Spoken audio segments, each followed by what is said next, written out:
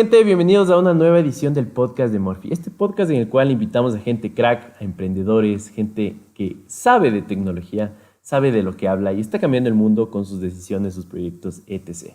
El día de hoy tenemos uno de los podcasts más cortos pero interesantes que se han hecho en este canal.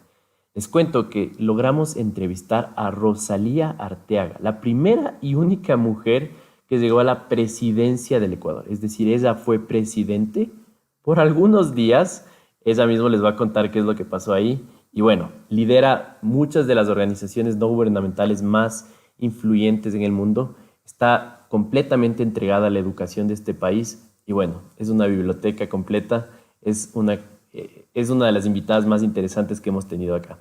Así que agarren su snack favorito y acompáñennos en esta conversa bastante alhaja con Rosalía. Rosalía, le cuento que me topé el otro día con un podcast suyo, le habían entrevistado justo al inicio de la pandemia y la gente la conoce como la única mujer que fue presidente en el Ecuador.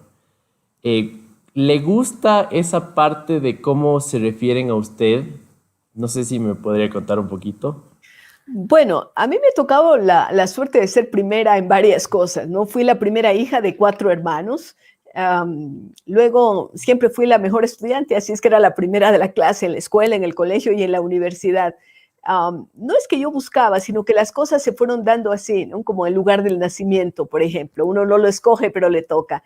Y luego en la vida me tocó ciertas acciones realizadas por mí, unas, otras porque yo digo que la vida es como una especie de rompecabezas, ¿no es cierto? Ustedes arman de vez en cuando un rompecabezas. Y un rompecabezas uno lo pone en la mesa y empieza a colocar las fichitas. Pero de pronto viene alguien que estaba al lado y sin pedir permiso siquiera agarra y pone una ficha y es la adecuada, ¿cierto? Esto nos pasa. La vida es así, como una especie de rompecabezas, en que a veces nosotros colocamos las fichas, a veces otros nos ayudan a colocar. Así es mi vida y así es la vida de la mayor parte de las personas. Entonces, sí, evidentemente me cupo el honor de ser la primera mujer ministra de Educación, Cultura y Deportes del Ecuador en una época en que ni se hablaba de que las mujeres podían casi llegar a estos espacios. Antes de esto, con mi hermana Claudia, fuimos las primeras mujeres en la historia que creamos un periódico, un diario que se llamaba el Diario Austral en Cuenca.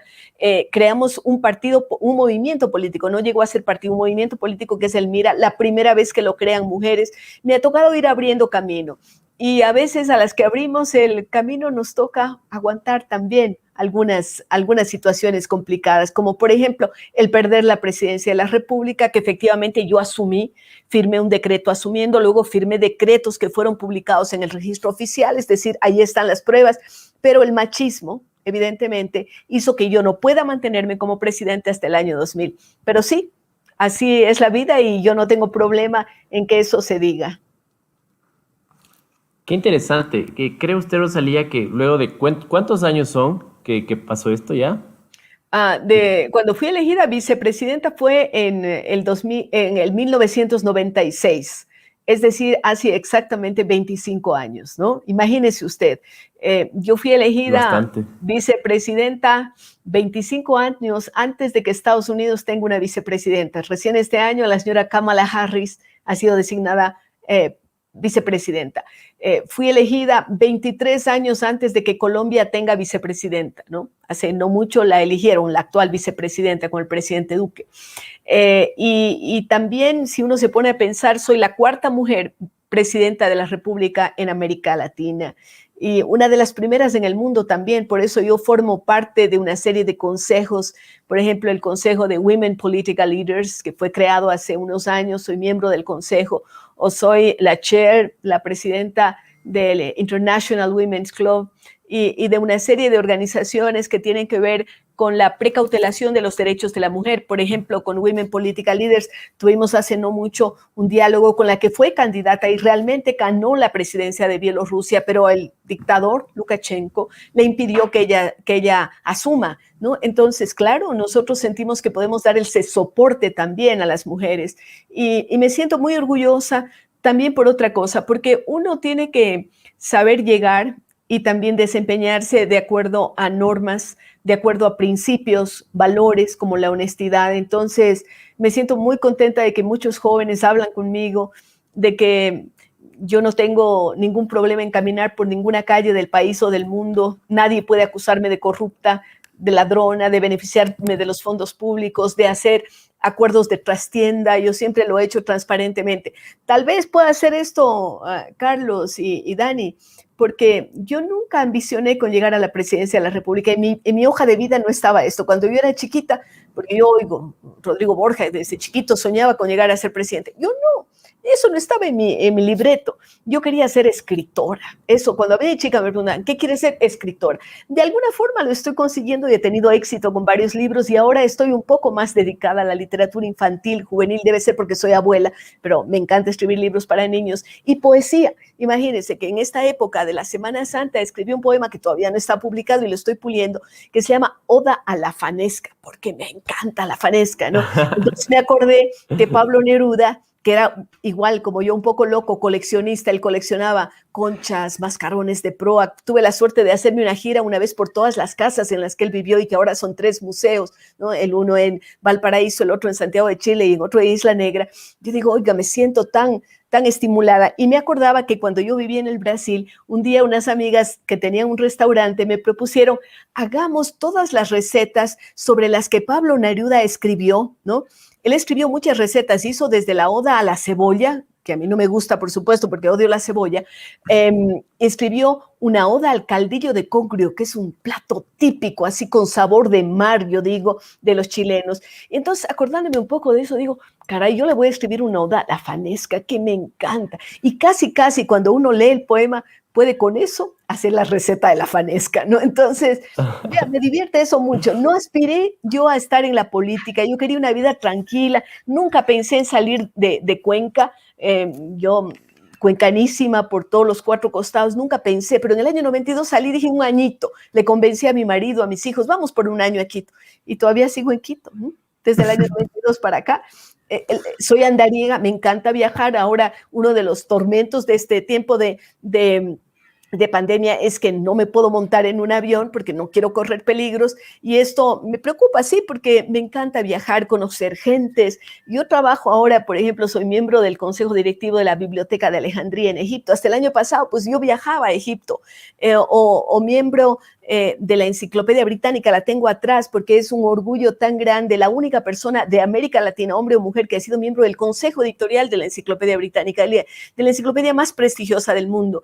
Bueno, tampoco lo busqué. Un día me llegó un mail y me dijeron, ¿le interesa ser parte? Claro que sí, yo quería tener la enciclopedia, solo eso es lo que había pensado en mi vida. Nunca pensé estar en un consejo lleno de premios Nobel siendo parte de este consejo editorial. Entonces, la vida ha sido maravillosa, me ha dado golpes tremendos. El más fuerte, perder mi hijo de 10 meses de nacido. Yo perdí mi segundo hijo, un niño con síndrome de Down. Otros golpes como el que me dieron cuando en el año 97 me usurparon la presidencia de la República y nombraron un presidente interino que ni siquiera existe en la legislación ecuatoriana. Entonces, vea usted cómo la vida se compone de tantas cosas. Por eso digo que es un rompecabezas, ¿no? Pero, Rosalía, solo para terminar esto, ¿qué aprendizaje fue el que pudo sacar de este hecho, ¿no? Porque a todas las personas que conocemos su historia nos indigna eso y es como parte de también nuestra historia, ¿no? Pero, ¿cuál fue su aprendizaje? Ya muy personal, ya cuando hubo un momento en el que decantó todo en su vida, ¿cuál fue ese aprendizaje? Yo creo que sobre todo 2 aprendizajes. Un aprendizaje es en no confiar en las personas. Por ejemplo, yo confié en Paco Moncayo, confié en los militares que dijeron que me respaldaban a mí para ser presidenta por el periodo que a mí me tocaba, hasta el año 2000 me tocaba, ¿no? Y yo les creí y después vea lo que pasó, ¿no? Ya no tengo más palabras sobre eso. Creí también en la palabra de Bucaram, porque él me dijo que yo iba a manejar el Frente Social. Por supuesto, yo no sabía cuando acepté la candidatura que íbamos a ganar. Bucaram ya había perdido 2 veces. Aparecía al último en las encuestas, que no es que yo sea una calculadora así. No, las cosas se dieron. Y por supuesto, si yo acepto un reto, trabajo para conseguirlo, porque eso sí, trabajé durísimo. Tal es así que Bucaram, cuando ganamos la segunda vuelta electoral, la primera declaración que hizo, dijo, más del 50% de los votos se los debo a la vicepresidenta, ¿no? Y esto después ya no lo dijo más y se arrepintió, pero eso fue algo que dijo. O por ejemplo, tengo esa declaración que fue el año pasado o hace 2 años nada más de Heinz Meller, que era el que articuló todo para que Alarcón se quede como presidente. y dijo en una declaración ante la Posta que él se arrepentía de eso. Imagínese usted, casi a los 25 años lo dijo, más de 20 años en todo caso. Entonces, saqué la enseñanza de no ser tan crédula. No sé si esto ha aprendido mucho o no, porque yo todavía sigo creyendo en la gente, ¿no? Y no quisiera ser de esas que ande siempre dudando porque me amargaría la vida y yo no soy una persona amargada. La otra enseñanza que aprendí es que a las mujeres todavía nos ven como ciudadanos de segunda categoría, todavía hasta los tiempos actuales. Yo hablo con las chicas, hace poco estuve conversando en un diálogo con 4 candidatas a la vicepresidencia de los últimos tiempos y también ellas cuentan sus historias, ¿no? Y se han unido y me parece lindo porque además hacer un pacto de no agresión entre las mujeres, que no siempre funciona, porque también entre las mujeres a veces nos agredimos. Entonces yo diría que ese par de lecciones son las que me quedaron, pero también me quedan cosas gratas, ¿no? De haber abierto caminos para las mujeres, de haberlo hecho con honestidad. Eso no me lo quita nadie. Y justamente complementando en este tema, ¿qué puede ser algo en estos 20 y tantos años desde que usted estuvo de presidenta, Rosalía? Algo que todavía no ha cambiado, o sea, dentro del machismo y de todo, y de esta sociedad patriarcal en la cual no le dan oportunidad a las mujeres, y como dice usted, a veces son tratadas hasta como objetos. O sea, es algo sorprendente. Estamos ya en 2 milenios y más como sociedad, bueno, muchísimos milenios y hay cosas que no cambian. Entonces, algo que no ha cambiado en absolutamente nada y algo que, gracias obviamente al trabajo de muchísimas mujeres y hombres, hemos dado buenos pasos también, ¿no? En esto de los derechos a las mujeres. A ver, yo diría que en la parte legal se ha avanzado bastante. Vea usted que a partir de las próximas elecciones del 2025 siempre habrá una mujer o vicepresidenta o presidenta, ya no estaré solitaria, ¿no? Elegidas por el pueblo, porque ahora va a ser paritaria y no van a poder inscribir ningún binomio en que no esté constituido por hombre-mujer o mujer-hombre. Esto es algo importantísimo. Creo que se ha ganado mucho en la participación tanto en el sector privado como en el público, pero todavía hay muchas cosas que faltan por hacer. Por ejemplo, en el mundo laboral todavía las mujeres ganan en muchos sectores menos que los hombres. Si no, vaya a preguntar a las árbitras de fútbol, ¿no? Los árbitros, sobre todo si son FIFA, ganan fortunas por pitar en los partidos. Las mujeres que son árbitros, digo árbitras porque a ellas les gusta que les llamen así. Alguna vez yo dije árbitro, me dijeron, no, nosotros somos árbitras. Bueno, ellas a veces tienen que pagarse sus pasajes, viajan por bus mientras los otros viajan en primera clase en avión, o sea, una serie de diferencias. Yo, una de las últimas salidas que hice el año pasado fue al Foro Económico de Davos y allí me tocó estar con una señora que es la entrenadora de fútbol del equipo de la selección de los Estados Unidos, Jill Ellis. Y ella se quejaba muchísimo. Decían, la selección de fútbol de Estados Unidos nunca ha ganado la Copa del Mundo, nunca. Pero la selección de fútbol femenino ganó 2 veces y ella fue la DT, ella fue la directora técnica. Y vaya a comparar el sueldo de ella con los directores técnicos de la selección de fútbol masculino en los Estados Unidos. También otra cosa que es dramática es el tema de la violencia doméstica, que se ha acentuado sobre todo ahora con la pandemia, tal vez el hecho de estar muy juntos todo el tiempo, marido, mujer o parejas, etcétera, hace que la casa sea el lugar más peligroso para una mujer. Imagínense esto, aquí en el Ecuador, la casa, porque la mayor parte de agresiones, de violaciones, se producen en las propias casas y por las parejas. Cualquier peor en esta pandemia, ¿no? Sí, creo que peor se en la agravaron pandemia. algunos casos. Así Sí, es, entonces hay varias cosas de estas que podríamos decir que son cosas que no han avanzado, en donde todavía tenemos muchos debe, ¿no? Así es. Y dentro un poco avanzando, ¿no? En cuanto a la relación o más bien, en esta línea de tiempo, ¿no? Entiendo que ahora Rosalía Arteaga está precisamente trabajando en diferentes sectores y en diferentes proyectos para tratar de generar espacios más democráticos, generar espacios de convivencia sana, llamémoslo así. Uno de ellos, y un poco el que quisiera abordar, es este espacio de formación de jóvenes líderes, ¿no?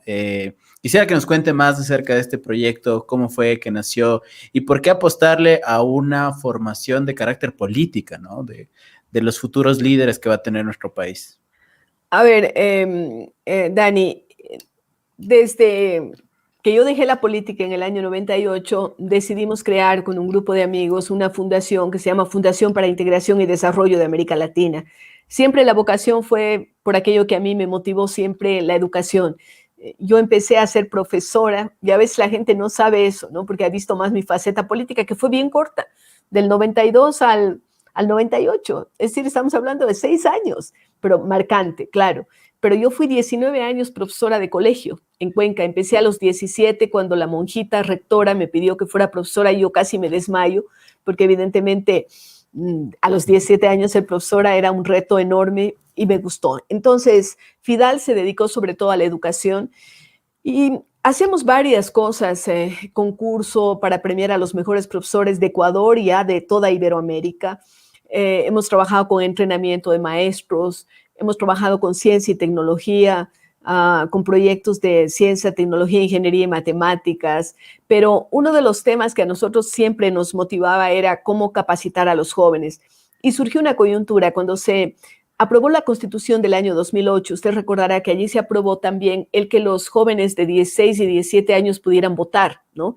Es un voto optativo, no obligatorio. Y eso, ahora que seguro que me están viendo un montón de jóvenes, no desaprovechen esa oportunidad. Nosotros no la tuvimos. Tal vez Dani no la tuvo y Carlos tampoco, ¿no es cierto? No pudieron votar cuando tenían 16, 17. Para nada. Yo voté ya un poco más avanzado, en el 78, yo voté a más de los 20 años porque cuando me tocaba votar, cuando tenía 18 años, todavía había una dictadura en el Ecuador. Entonces, la primera vez que voté fueron en las elecciones del 78, elecciones seccionales, y en 79, cuando hubo las elecciones presidenciales, ¿no es cierto? Entonces, es un privilegio votar. No debería ser tomado como una obligación, sino como un derecho que uno tiene. Entonces, mi llamado a los jóvenes es a que no desaprovechen esa oportunidad. Pero bueno, como había esa constitución, entonces decidimos capacitar a los jóvenes de 16, 17, 18 años en los derechos, en el derecho del voto, en la importancia de votar, en lo que es la democracia, en cuáles son las condiciones para que un país pueda ser democrático, etcétera. Capacitamos a más de 12,000 jóvenes en esa época en el Ecuador.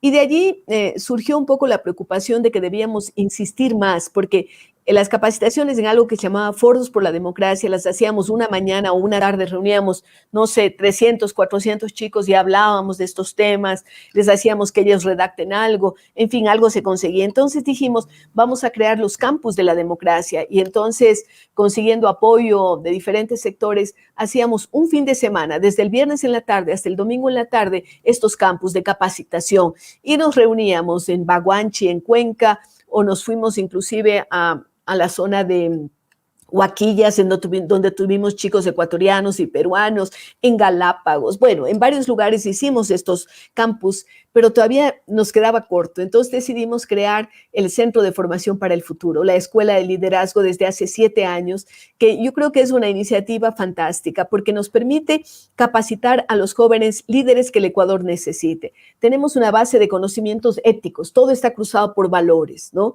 Pero también les enseñamos realidad nacional, realidad internacional, media training, ¿no? Para que aprendan a desenvolverse en público, expresión oral y escrita, cómo hacer proyectos. Dani, no es solamente para jóvenes políticos, también participan emprendedores, radiodifusores, líderes sociales, maestros que estén entre 18 y 35 años de edad y que nos demuestren que tienen un liderazgo. Puede ser la reina de Pujilí, que la hemos tenido, puede ser el presidente de la FEUE, Mauricio Chiluisa, que fue nuestro alumno, o puede ser el genio de la robótica de la San Francisco, Inti Kondo, que hizo el robot Cuy, el robot Cóndor y todo esto. Él ha sido nuestro alumno.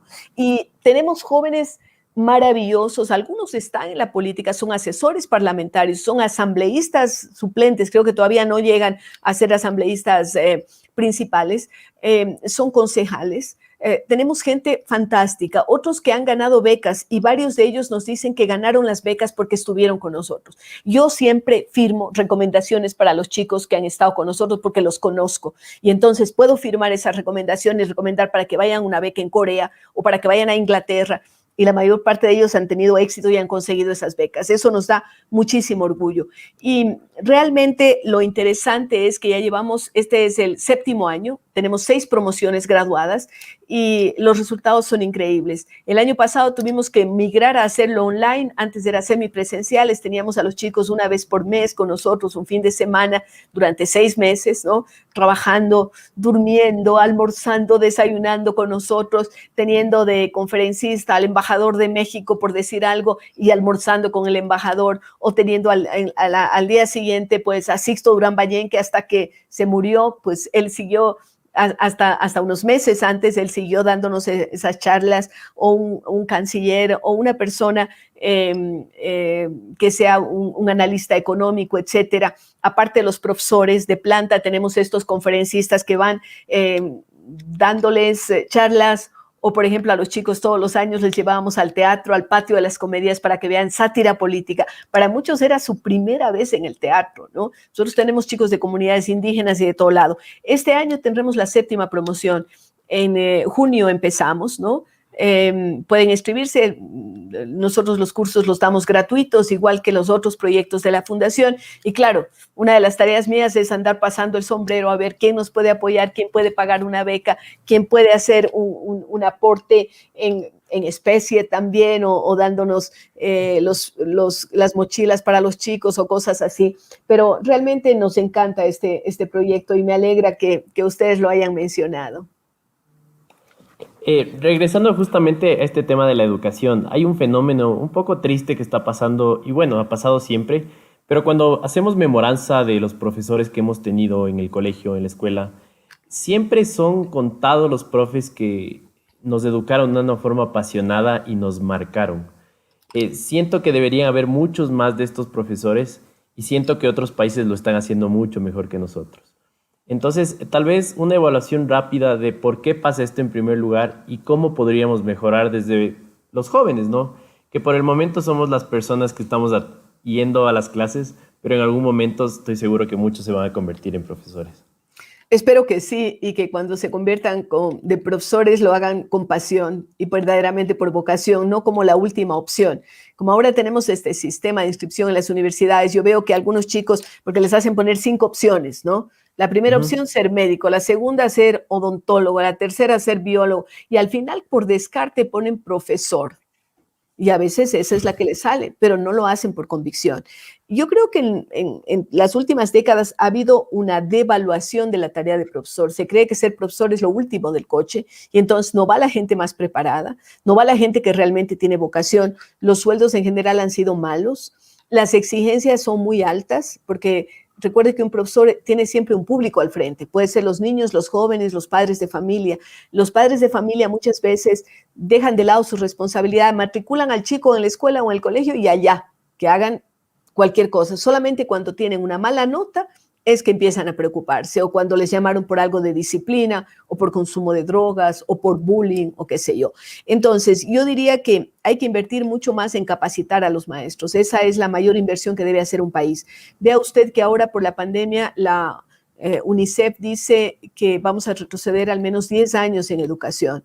Esto es dolorosísimo porque será una generación o más perdidas para el tema educativo. Hay una deserción escolar terrible. Más de 90,000 niños están desaparecidos para el sistema escolar, es decir, sus profes no saben dónde están, ¿no? Imagínense, 90,000. Y antes de eso ya había como 260,000 que estaban fuera del sistema escolar.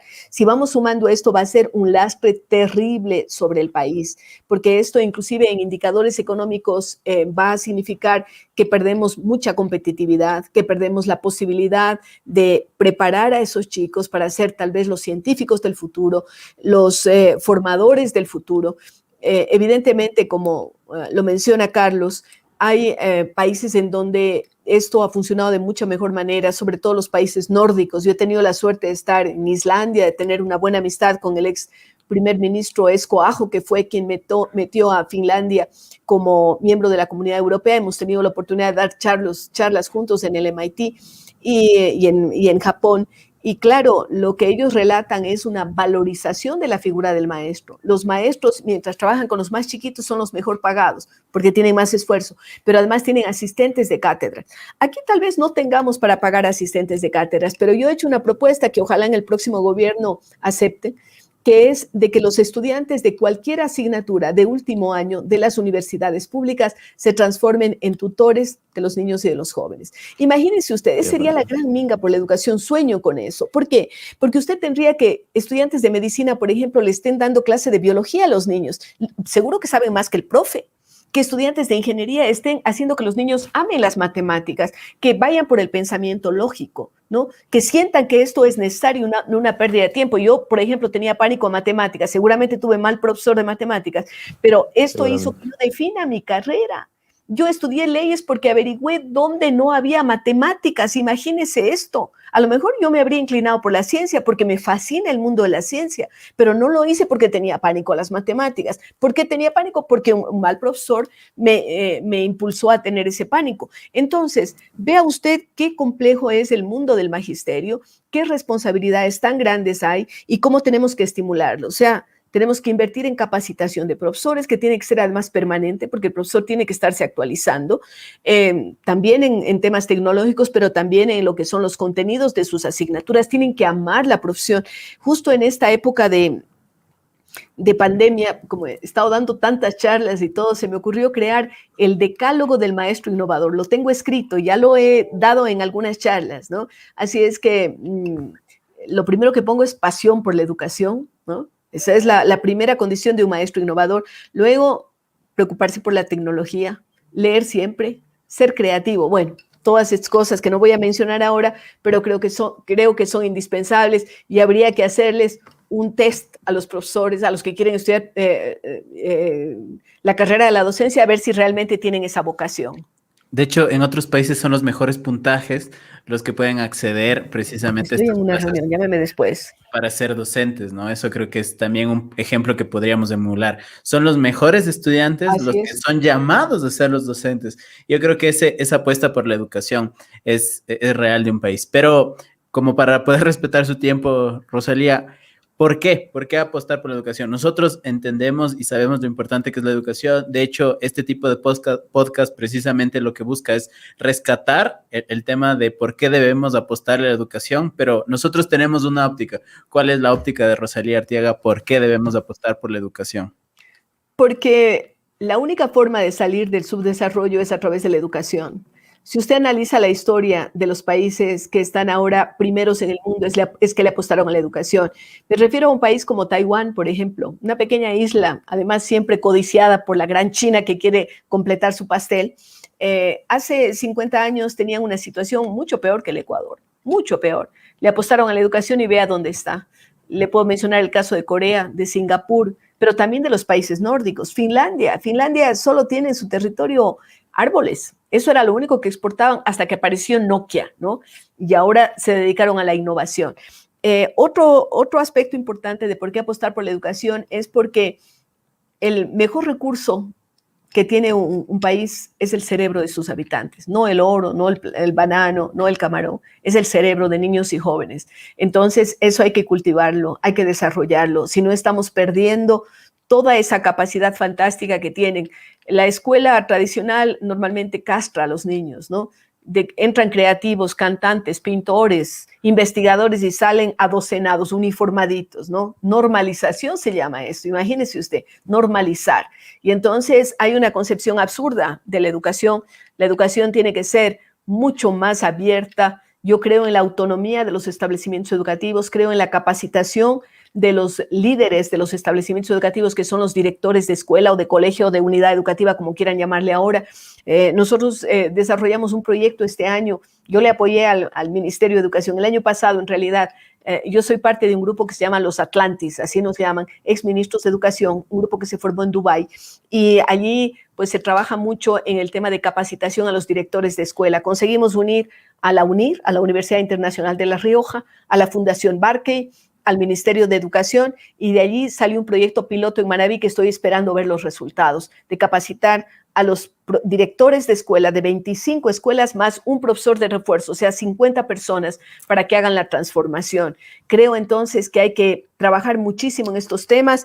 Es la única forma que tenemos de superar estas situaciones y todo con un componente ético, porque uno de los cánceres peores que tiene la democracia es la corrupción y esto desgraciadamente es lo que más ha abundado en nuestro país. Rosalía, muchísimas gracias por su tiempo. Antes de despedirnos, una pregunta más. Mucha audiencia de los jóvenes que nos ven, que nos escuchan, en estas elecciones van a votar nulo o blanco. ¿Qué les puede decir a estas personas? Bueno, primero quiero agradecerles a ustedes por la oportunidad y segundo, eso me recuerda a la Semana Santa. Ustedes se acuerdan de Poncio Pilatos, de ese personaje, ese que se lavó las manos y dijo, allá, ustedes resuelvan. ¿Y cómo pasó a la historia? Como el hombre que se lavó las manos. No es un papel muy agradable. ¿Quieren ser eso ustedes jóvenes? ¿Anulando el voto, votando en blanco? Porque los blancos se suman al ganador. Y esto puede significar, decir, allá, no. Lo nulo significa otros resuelvan mi problema, pero después nosotros nos quejamos de esos problemas, ¿no? Entonces, yo les propongo que salgan a votar y que voten conscientemente. Tal vez ninguno de los dos candidatos nos satisface. Tal vez, eso es cierto. Pero votemos por alguien que puede garantizar una estabilidad para el país, alguien que puede garantizar la dolarización. ¿Por qué lo hablo? Ustedes son jóvenes, pero yo sí viví la época en que el dólar subía terriblemente de precio y teníamos un dólar de 25,000 sucres y no podíamos planificar. Yo estoy viendo, mire, yo tuve buena amistad con Chávez, con Hugo Chávez, le conocí antes de que fuera presidente de la República y sé las barbaridades que se hicieron en este país, sé las barbaridades. Pensar que allá hay un billete de 1 millón de bolívares que vale 53 centavos de dólar, tal vez menos este rato. Mire, yo he estado, la última vez que estuve en Venezuela, en Caracas y en Barquisimeto, fue en el año 2016. Mire, Chávez votó por mí para secretaria general de la Organización del Tratado de Cooperación Amazónica. Así es que a mí no me pueden decir que no conozco el monstruo de cerca, lo que pasa en Venezuela. Mire, yo estuve en el 2016 invitada a dar unas conferencias y tuve que ir a comprar un medicamento, yo personalmente. ¿Puede creer que tuve que hacer una fila enorme frente a la farmacia y no conseguí el medicamento? Wow. Visité algún supermercado, no había comida en el supermercado. ¿Usted por qué cree que hay casi 500,000 venezolanos viviendo en el Ecuador? ¿Porque a ellos les gusta mucho el Ecuador? No, señores. No. Antes los ecuatorianos migraban a Venezuela en la época del boom petrolero. Migraban a Venezuela. Venezuela tiene las mayores reservas de petróleo del mundo. O estamos viendo lo que pasa en Argentina. Argentina era el granero del mundo y ese rato tiene el índice de desnutrición infantil más alto de América. ¿Cómo es esto posible? No queremos ese futuro. Así es que piénsenlo, no menciono nombres porque yo no estoy afiliada a ningún partido, no quiero participar en política, a mí me proponen ser candidata a todo lo que ustedes imaginen cada vez, no quiero, pero la verdad es que sí siento que uno tiene que preocuparse por el país y siento que estas votaciones del día domingo 11 de abril son cruciales, o por la libertad o por el camino de Venezuela. Y yo me quedo con la libertad. Así tengamos problemas, porque vamos a tener problemas y tendremos derecho a protestar con los otros, ni siquiera nos permitirán salir a las calles. Gracias. Rosalía, muchas gracias. Respetamos mucho el tiempo de nuestros invitados y también la agenda. Ojalá otra vez podamos tener este espacio también con usted, si desea igual que a alguien podamos invitar a este espacio, pues precisamente es un espacio abierto para hablar de estos temas que son súper necesarios y en un ambiente más bien de diálogo, ¿no? Creo que a este país le hace falta mucho diálogo, así que muchas gracias por su tiempo y por darnos este espacio. Gracias. Rosalía, también. Una cosita, por si acaso tiene alguna red social en la que usted esté constantemente, para que la gente que le quiera seguir. Yo estoy bastante en Twitter, en Facebook y en Instagram. No estoy todavía en TikTok, pero no sé si algún rato. Ya mismo. ¿Cómo le encontramos por allá? Sí, como Rosalía Arteaga, en Instagram, en Twitter. Facebook creo que tiene uno máximo 5,000, entonces no he podido crecer, pero ahí está también otra red en la que estoy. Un grupo de mujeres decidieron crear la Fundación Rosalía Arteaga, se llama RAW, R-A-W, Rosalía Arteaga, The Global Women Foundation, que ya está con capítulos en Marruecos, en España, en varios países, wow, ¿no? Entonces, esto es algo que nació en la pandemia, que me contactaron y bueno, RAW, pueden encontrar ese ese vínculo, sobre todo en Facebook, pero creo que en LinkedIn también están. Buenísimo. Muchísimas gracias por su tiempo, Gracias. Rosalía. Y que Cuídese estén muy mucho. bien y a cuidarse mucho y a salir a votar. Así es. Chao. Gracias.